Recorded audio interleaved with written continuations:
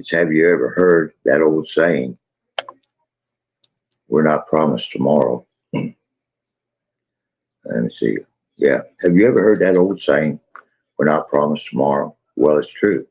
After a hard week of work, where nothing seemed to be going right, I headed home trying to put the week behind me.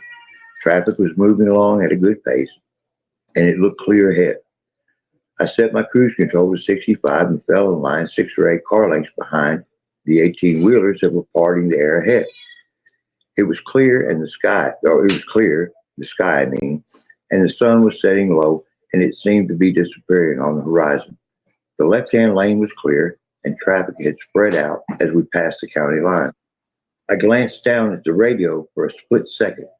I took my eyes off the truck ahead of me, and when I looked up, the truck had quickly moved from the right-hand lane to the left-hand lane. I had no time to react.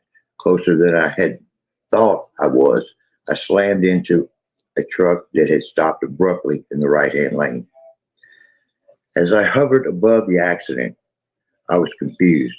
Through the smoke I saw my car had all but disintegrated. All that was visible was the tail end of my car, and seconds later it went up in flames. I appeared to still be hovering above the wreck.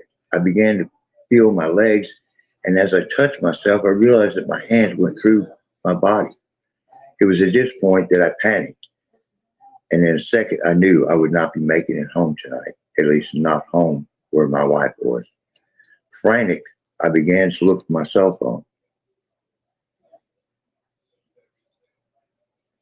but it was nowhere in sight. The sinking feeling of regret was washing over me, and I began to cry. I don't know where I don't know where I was, and I was no longer over the wreck, but I wasn't in darkness. I was staring into a blinding white abyss where my presence went unnoticed, and I could not see anyone, but I still felt that I was not alone.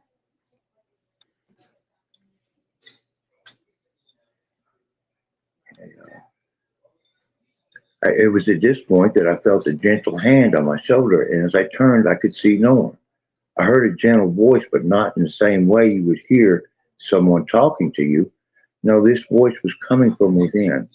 It was saying, have no fear, everything is all right. You're in good hands. And I made not a sound, but in my mind, there was an audible voice, somewhat like my own, and it was saying, but my wife, my beautiful wife, and I began to cry.